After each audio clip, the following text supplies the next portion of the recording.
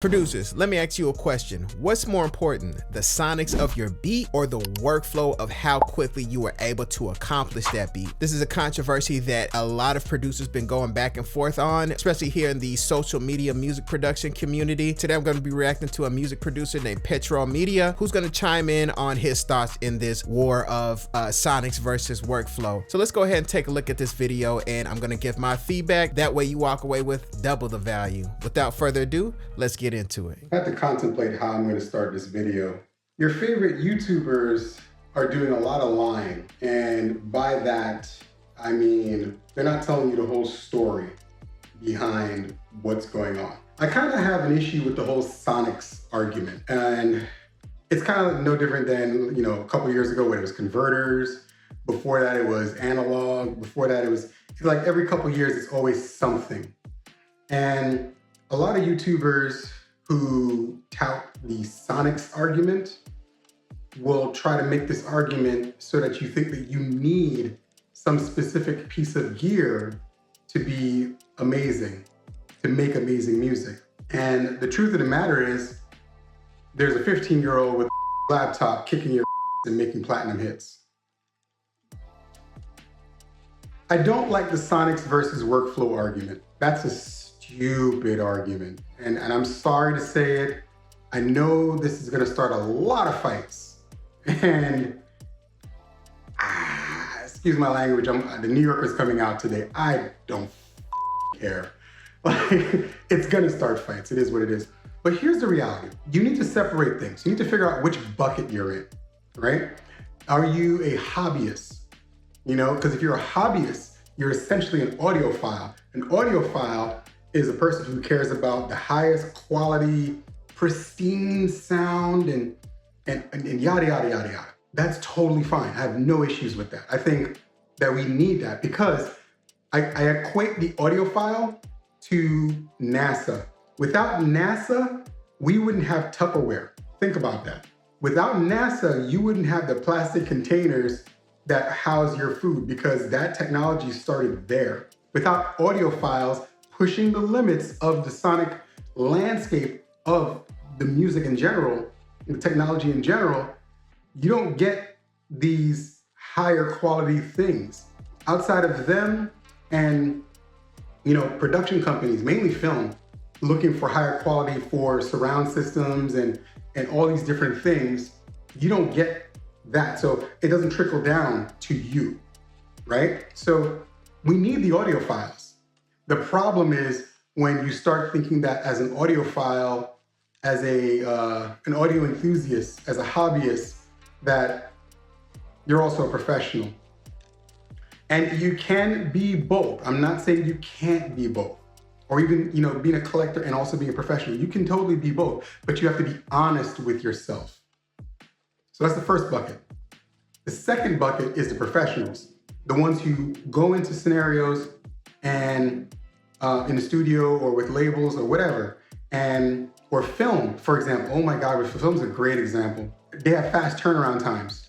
They don't have time for you to be all meticulous and worry about, you know, these little details. They need workflow. I think I see where he's getting at, you know, speaking about his original point. You know, back when I first started, it was always hardware versus software. What's better, hardware versus software, hardware versus software? You know, should people use the Korg Triton or should they start using things like Logic or FL Studio or Reason, you know, especially before things like FL Studio was taken seriously. Whenever you're working in a recording studio, let's say you're recording an artist, they want you to cook up a beat really quickly, or just even to lay some scratch vocals down. If you're using software, it's much easier and it's much quicker to just get that scratch idea out, as opposed to you cooking up on something like an MPC. Then you have to take the time to track it back into your software and then actually have them record to it. And then you're talking about your sound quality that the hardware is using. Some recording artists will be cool with it. Some recording artists, especially if they're used to the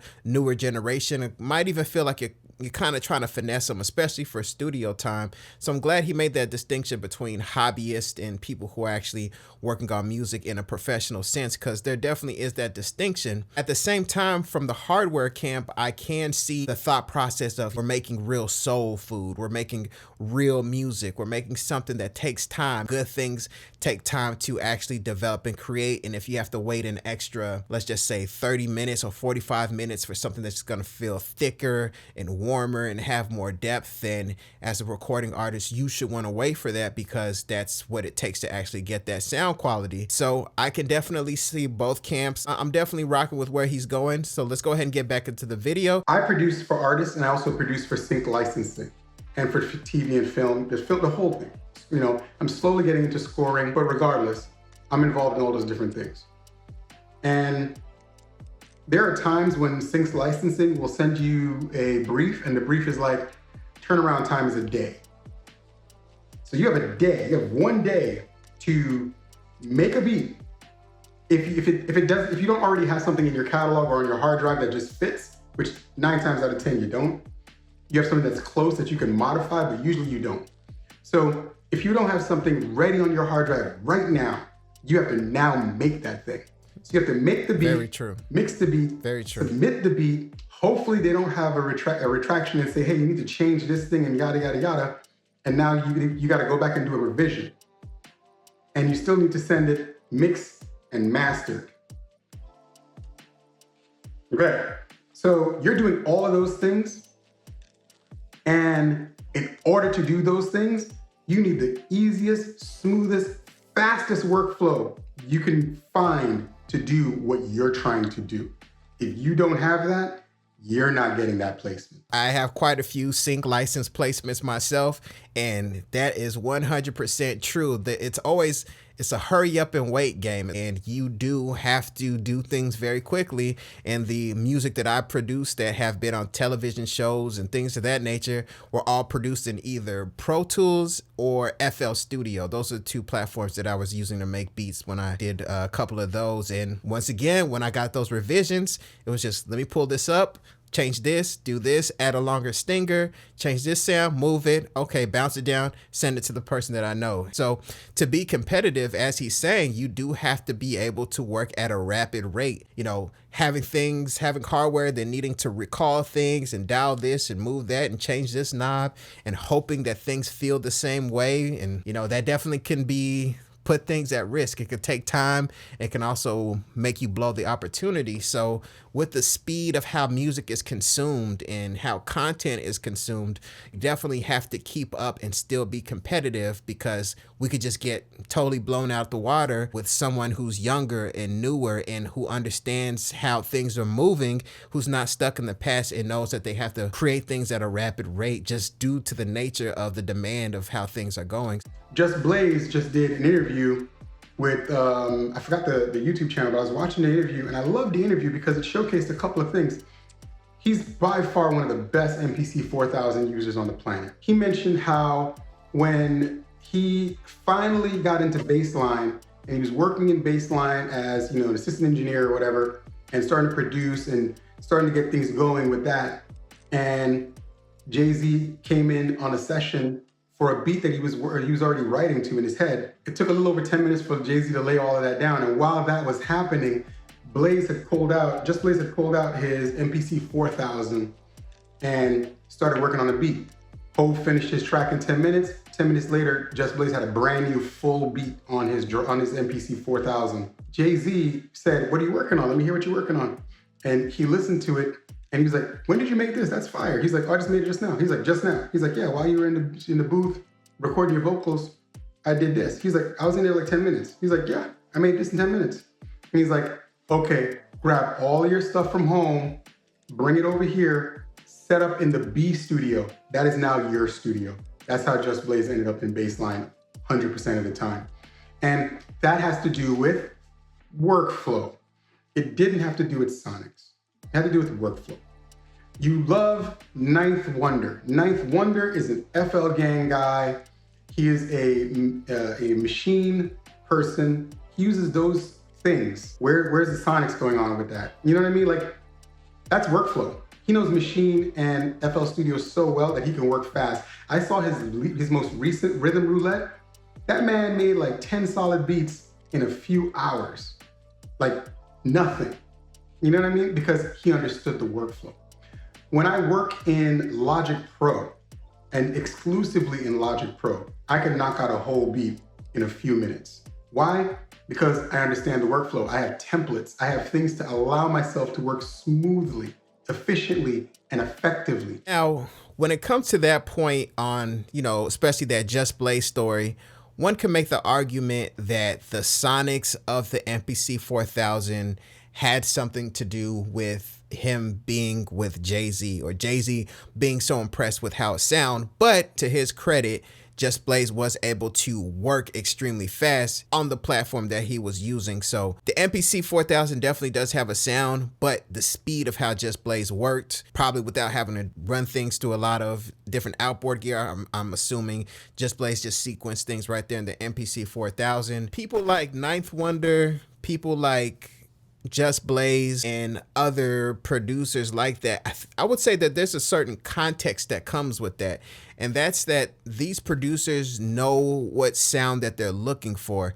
Even producers like Ninth Wonder, who of course produce in FL Studio, they have a certain sonic characteristics that they're searching for. So even if they're using the different EQs in their DAW, or using different plugins, maybe it's just different basic waves plugins to make things sound a certain type of way while maintaining their workflow, I would say that there's a certain point that they're seeking, that they're trying to reach, that they're trying to get to. And the argument for a lot of people who tout sonics is that the younger generation, the newer generation, they may not know what sounds good, what sounds deep, what sounds thick, what has dimension, what has depth. So if someone like Just Blaze moves to FL Studio or moves to Logic, there's going to be a way that he uses the plugins to hit a certain point. So Just Blaze knows a point to where he's trying to get to sonically. So he's going to stack his drums a certain way. He's going to clip things a certain way. So there's a certain feel to things. Now,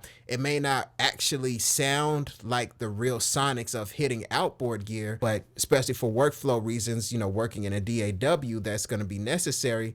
But there's a reference point, at least mentally, that they know that they're getting to. So attacking workflow for the sake of sonics is a terrible argument, because you need both. For starters, while you're busy running out and spending, nearly $3,000 on something that you probably don't even need right now, again, there's a 15-year-old with a laptop and barely a Scarlett 2i2 that's holding together by glue and tape, landing hits using FL Studio and Studio One, and running circles around you, dropping beats left and right while you're chasing sonics. The thing that I had to learn a long time ago, and I remember this when I first got into the industry and started getting things going, I remember working with the other engineer out of Baseline. I remember him saying, after you learn the 2000 XL, learn Logic and learn Pro Tools. And I asked him, why do I need to learn these two things if I'm learning the 2000 XL? And he was like, the 2000 XL is great for teaching you how to make music. The other things are gonna help you make money. And if you don't understand those two things, you're gonna have problems. And there's no reason why you shouldn't take the time to learn those, because you have to bounce everything out of the MPC into one of those things anyway. So pick one, learn it well, and then learn the other one so you understand it. And I asked him why. He was like, because the workflow is what the industry uses. It is the industry standard. Pro Tools, this is back then. Pro Tools is the industry standard. Logic is coming up, and Cubase is the other option. So I suggest you learn Logic, because I've seen how you work, and I think it works with you. And he was 100% right. To sit here and tell yourself that you can't make great music because of sonics is detrimental to your own music creativity. When I decided to come back into music 100% of the time, because I stepped away for a while when the writer's strike hit, and then my first child was born, because it just didn't make any financial sense. We went into streaming, there was no real money in it the way I was doing it. There was still a lot of money in music, and I got into film music and TV music, and that was great. But even that was workflow.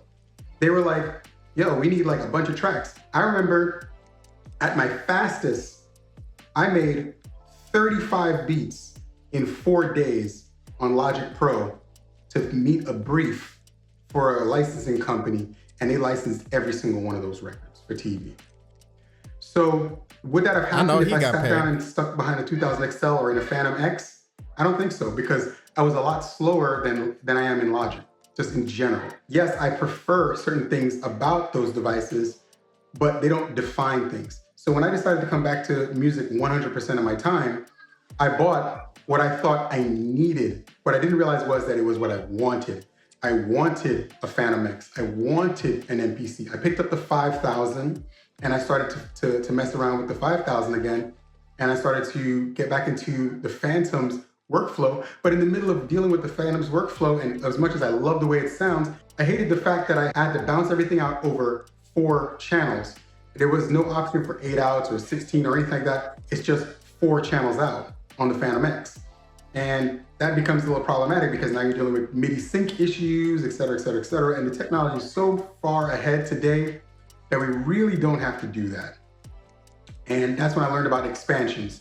And once I got into expansions, I pretty much started realizing how much I did not need a keyboard. So I started researching who has the best version of the Phantom X. And once I figured out who that was and I picked it up, I realized I did not need the Phantom X anymore. I sold the Phantom to get the MPC One Plus.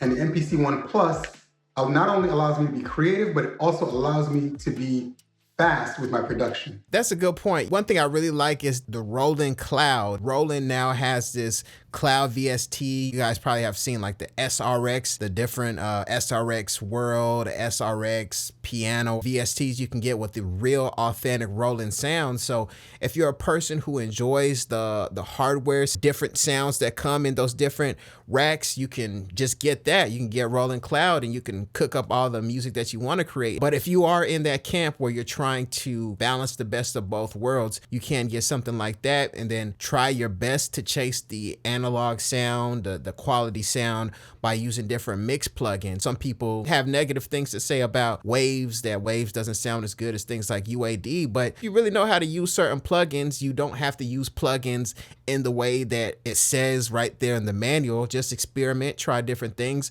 and before you know it, you can get as close as you can to that real authentic analog studio sound. But like you mentioned, man, if you have a deadline and someone is needing you to cook up this high volume of music, then you can't just sit up there and wait and track everything out, and you just won't be able to keep up with the competition for the demand. So man, it's really tricky, but at the same time, we have to try our best to try to balance and just get the best of both worlds. But let's get back into the video. Yes, I still have the 1000. I just picked up the 2000 XL again because that's Genesis. That's where I started.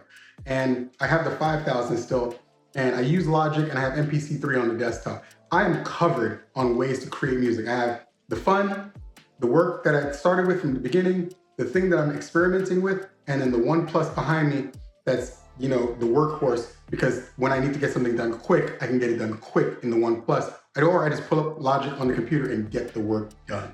Because at the end of the day, there is no music supervisor, no executive, there is no one who's gonna sit here and stop your music production because of the sonics. None of them.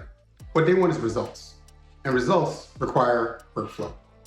And the other problem I have with a lot of what's going on in the music space on YouTube is there's a lot of people who are syncing up mastered records, songs that are mastered, to machines and playing them back and trying to convince you that what you're hearing came directly out of the machine. Or they're playing you back stuff that they're running through their entire recording studio, whether it's, you know, a full-on studio or a whole bunch of gear or whatever it is, and trying to sell it to you as this is what the machine sounds like. I've done several beat videos. And the thing you'll notice with the beat videos that I play you is you watch me make the beat, right? Then you hear me doing the mix and breakdown and whatever. And what you notice is you hear the sonic quality of these things going on. What it sounds like when I started to do the mix, when I started to add things. And then you hear the final mix, which is basically either a full master version or a fully mixed version with ozone on it, just so you can hear what it sounds like finalized. And I mix that into the actual video so you can hear the capture of it. Because of the way I film, You get to see both sides. But the benefit of that is for you to see the reality of things. So you can hear what it sounds like in the process, and then you hear what it sounds like at the end. There's no point where you think that from start to finish, this is what it sounds like it sounds perfect from start to finish. Like, that's not possible. That never happens. Okay? You have people who have templates, and this is why DAWs are great. This is why workflow is great. Who have templates with things that are set. In my Logic setting, I have a drum bus, I have a drum setting, I have instrument settings for strings, horns, violins, and organs. I have those preset because those are the things I like, and then I'll add other things in here and there, but those things speed things up really quick. That way, I don't have to think about those things. I just know it's just gonna be what I like, and we're done. On to the next thing, So take that with a grain of salt when you see these videos from a lot of us in this space, even from me. Question me. I encourage you guys to question me. You guys know this about my channel. Feel free to write me. Feel free to ask questions because it's important. I'm not an arrogant person. I'm not an a-hole. At the end of the day, I'm just a person who just wants people to tell the truth. It's important to question the motives behind why people are doing certain things that they're doing. Are they doing things? Are they touting hardware because there's some type of brand deal, or there's something behind the hardware that they're pushing? Or is it something that they sincerely enjoy, that they sincerely feel like we should be partaking in? Or is it something else? Like he mentioned, whenever we're cooking up in our DAWs, it is much easier to create our layouts, have our workflow set up, and to be able to get from start to finish as efficiently, as quickly as possible. I don't have hardware at the moment as far as a drum machine, but it is kind of cool. It is kind of fun to make a beat on an actual hardware drum machine. There's something about the process of creating a beat on a drum machine that's disconnected from any type of real computer that just totally locks your mind in, and it's cool. I always remember making like happy accidents when I had my MPC 2500 way back in the day. So there is something about the beat making process on hardware that is very enjoyable. But once again, workflow is something that the nature of the business is calling us to do. So it's really frustrating listening to so many of my contemporaries essentially trying to sell you on these ideas that are not 100% accurate. You know what I mean? Just like the argument that one device is better than another device. Meanwhile, again, 15-year-old laptop is busy running circles around you, working for Warner Chappell and kicking everybody's and making bank, producing. Think about that when you watch the next person sitting here talking about sonics and telling you workflow is not the most important thing. Sounds like a hobbyist to me. I'm just gonna be honest. In any event, rant over. Another thing with the hardware, with the sonics versus workflow thing, is we do want to get our beats sounding as good as possible in our DAWs, making sure things feel good, things are nice and balanced. There's a nice sonic pocket for the recording artist to record in. And at the same time, if we're going to get a beat over to a major artist, or we're going to get it to a final song, there is going to be the process of getting things to the actual mixing engineer to get things to sound as good as possible. One thing, when I've actually sat down with different mixing engineers in person from bigger studios, is I noticed how many plugins that they would use, let's just say, to get a kick to sound nice and fat, when, let's just say, if the producer had hardware, they knew how to use the hardware, the engineer may not need to go through so many steps to make things sound good. So the sonics versus the workflow thing, man, it's a real challenging balancing act, man. You can't dive too much into workflow to the point that you totally just let go of the sonic quality, but you can't get so much into the hardware, into the sonics, that you can't compete. Your output is so slow and so delayed that you can't keep up. Like he said, somebody with a jacked up laptop who has a cheap interface, that you're just doing like one beat every other month because that's just how much time you have. So It's a tricky thing, man. So let me know what you guys think in the comments. What's more important to you? Is it sonics? Is it workflow? Is it a little bit of a balance of both? What exactly do you think? Where do you guys stand in this particular argument? I hope you enjoyed this video. Make sure you hit like and subscribe. My name is Desmond A, and I'll be back with more great videos. Peace. Wait, before you go, make sure you go to DesmondASounds.com where you can get free FL Studio Patcher plugins, free loops, free guides, everything you need to level up your music production. Once again, go to DesmondASounds.com or click the link in the description. Go there now and totally transform your music production.